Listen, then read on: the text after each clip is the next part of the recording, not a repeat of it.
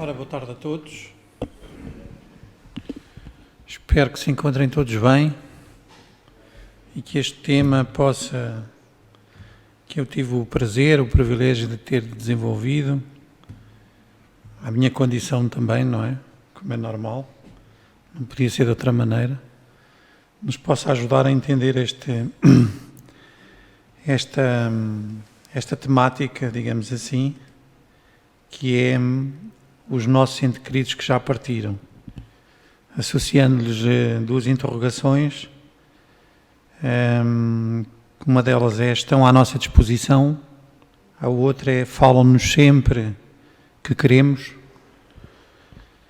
Vamos então tentar compreender um pouco melhor este tema.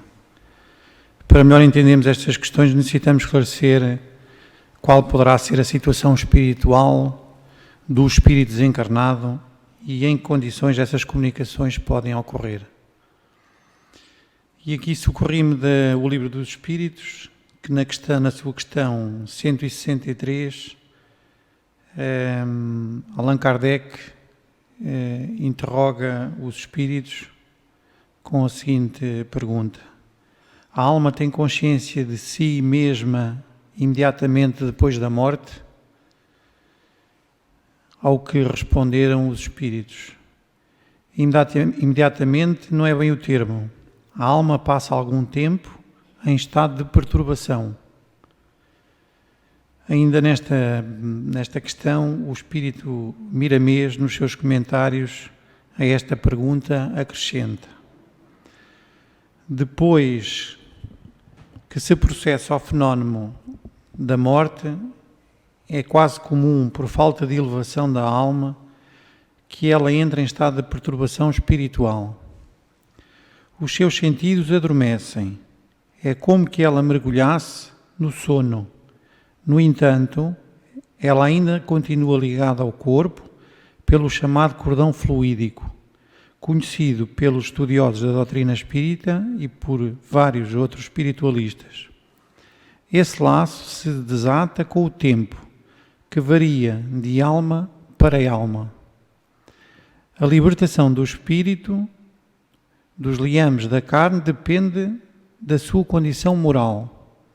Há casos muito raros em que, imediatamente após a morte do corpo, o espírito se liberta sem perda da consciência.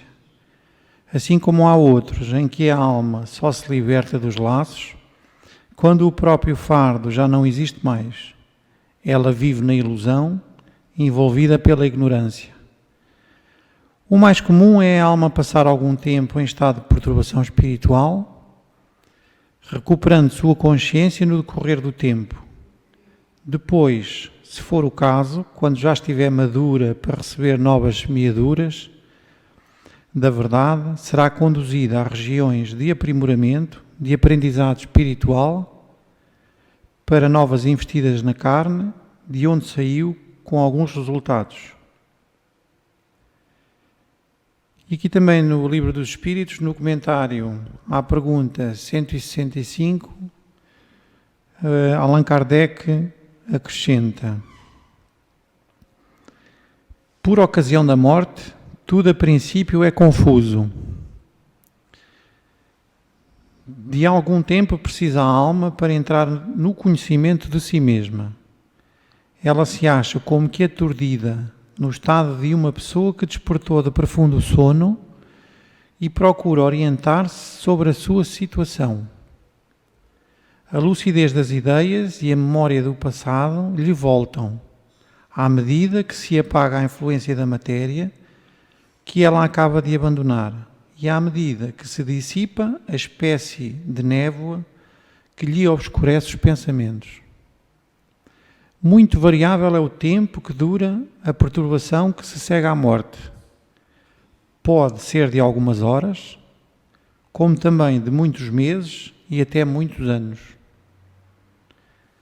Aqueles que, desde quando ainda viviam na Terra, se identificaram com o estado futuro que os aguardava, são os que quem menos longa ela é, porque esses compreendem imediatamente a posição em que se encontram.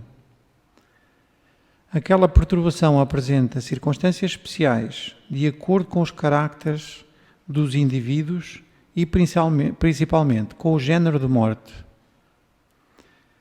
Nos casos de morte violenta, por suicídio, suplício, acidente, apoplexia, ferimentos, etc., o espírito fica surpreendido, espantado e não acredita estar morto. Obstinadamente sustenta que não está. No entanto, vê o seu próprio corpo, reconhece que esse corpo é seu, mas não compreende que se ache separado dele. Acerca-se de pessoas a quem estima, fala-lhes e não percebe porque elas não o ouvem. Semelhante ilusão se prolonga até ao completo desprendimento do perispírito. Só então se reconhece como tal e compreende que não pertence mais ao número dos vivos. Esse fenómeno se explica facilmente. Surpreendido de improviso pela morte, o espírito fica atordoado com a brusca mudança que nele se operou. Considera ainda a morte como um sinónimo de destruição, de aniquilamento. Ora, quem pensa, vê, ouve, tem a sensação de não estar morto, mais lhe aumenta a ilusão o fato de se ver com um corpo semelhante na forma ao precedente, mas cuja natureza etérea ainda não teve tempo de a estudar. Ou seja, o espírito vai recobrando a consciência de si, mas ainda não se estudou, não consegue ainda não está em condições de compreender a sua nova natureza. Julga-o sólido e compacto como o primeiro, e quando lhe chama a atenção para esse ponto, admira-se de não poder palpá-lo. Esse fenómeno é semelhante ao que ocorre com alguns sonâmbulos inexperientes, que não creem dormir. É que têm sono por sinónimo da suspensão das faculdades. Ora, como pensam livremente e veem, julgam naturalmente que dormem. Certos espíritos revelam esta particularidade, se bem que a morte não lhes tenha sobrevindo inopinadamente. Todavia, sempre mais generalizada, se apresenta entre os que, embora doentes, não pensavam em morrer. Observa-se então o singular espetáculo de um espírito assistir ao seu próprio enterramento, como se fora o de um estranho, falando desse ato como de coisa que lhe não diz respeito, até ao momento em que compreende a verdade.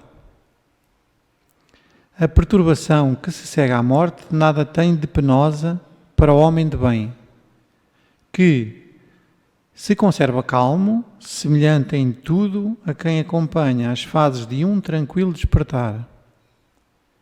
Para aquele cuja consciência ainda não está pura, a perturbação é cheia de ansiedade e de angústias, que aumentam à proporção que ele, na sua situação, se compenetra. Nos casos de morte coletiva, tem sido observado que todos os que perecem ao mesmo tempo nem sempre tornam a ver-se logo. Presas de perturbação que se segue à morte, cada um vai para seu lado, ou só se preocupa com os que lhe interessam. Pronto, este é o comentário de Allan Kardec à pergunta 165.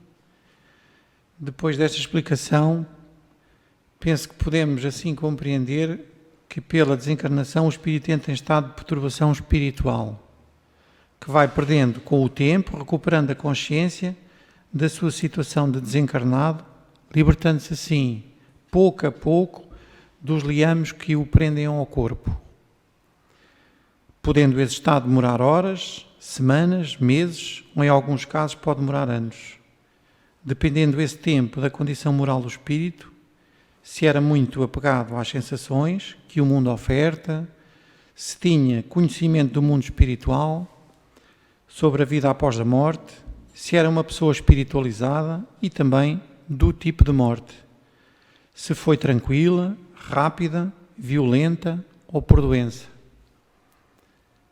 Além da perturbação que já compreendemos que existe, também temos situações diversas que a comunicação dos espíritos desencarnados possam ocorrer, ou seja, uma situação é a perturbação, depois há outras condições que são necessárias de verificar. Por exemplo, para um espírito se comunicar, é necessário que o espírito deseje comunicar-se. Se ele não se desejar comunicar, não é possível. Pode querer comunicar-se e os seus familiares e amigos não terem condições de receber essas comunicações. Portanto, se não tiverem condições, também não têm como receber. O espírito pode ainda estar em missão, à qual não se possa afastar, não podendo assim comunicar-se. Pode também já ter encarnado, portanto, se for o caso, desencarnou, como já em outras palestras aqui, outros irmãos têm explicado, há espíritos que muitos demoram muito tempo para encarnar, outros podem encarnar num intervalo de horas, ou num intervalo de dias, ou de semanas. Vai depender muito da condição do espírito e das circunstâncias que nós não compreendemos. Outra das questões importantes é o merecimento tanto do desencarnado como do encarnado, para que essas comunicações possam ocorrer. A natureza e a utilidade da comunicação, que deve sempre ter por base um fim útil no que desejamos e não para satisfazer vãs curiosidades. A própria condição do espírito encarnado, se está muito apegado à matéria, às sensações, e qual o seu estado de perturbação, porque imaginemos, desencarnou um familiar, um filho, um marido, e a mãe ou a esposa ficou muito perturbada, portanto não consegue sair daquele estado de perturbação. Enquanto ela estiver nesse estado, muito dificilmente poderá obter algum tipo de comunicação, ou poderá até numa situação do sono, dependendo também da condição do espírito do lado de lá, portanto poder ter contacto com a pessoa, com o familiar que desencarnou. A necessidade de afinidade fluídica com o médium para poder receber a comunicação, isto aqui também é muito importante, e há um exemplo, por exemplo, Leon Denis, que participava de um centro espírita e, portanto, ele desejava muito obter uma comunicação da sua mãe e nunca conseguiu no centro espírita onde participava obter nenhuma comunicação.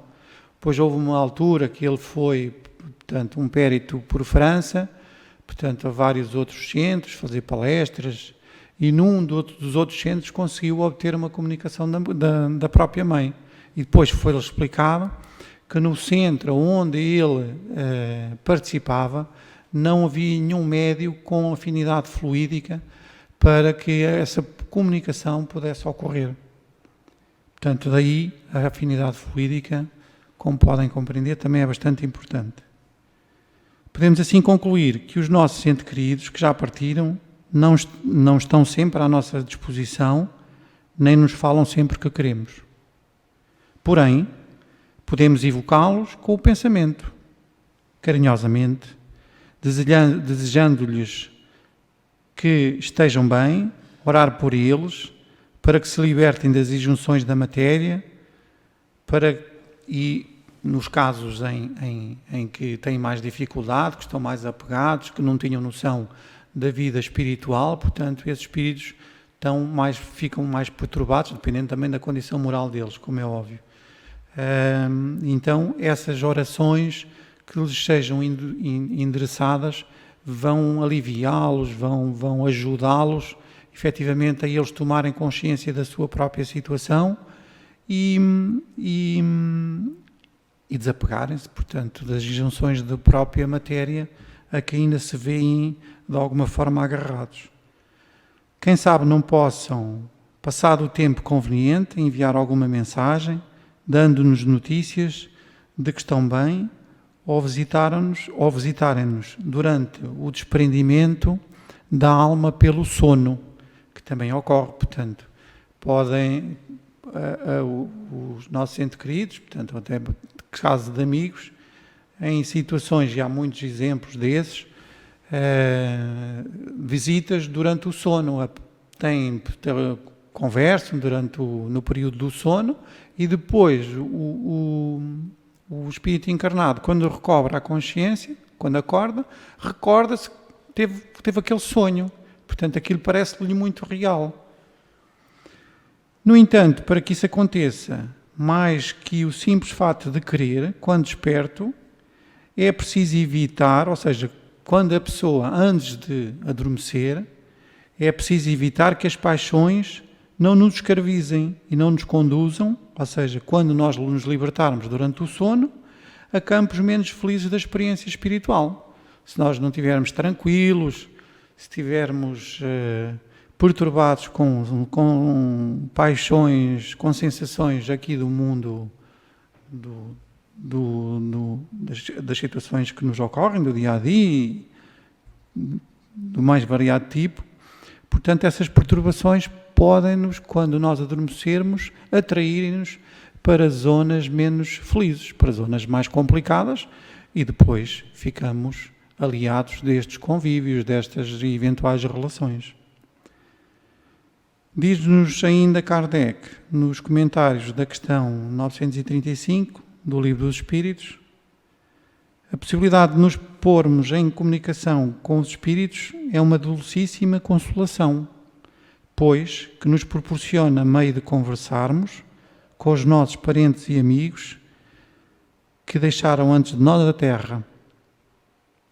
Pela evocação, aproximamo-los de nós.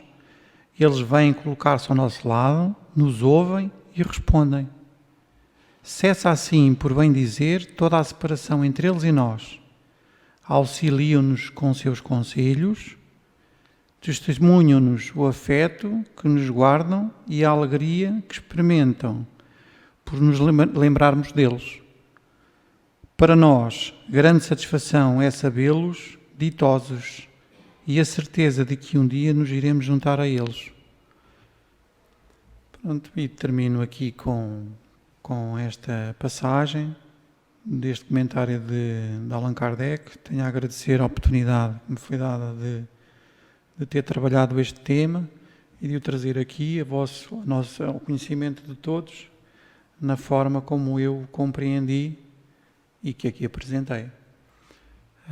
Espero que tenha sido útil para todos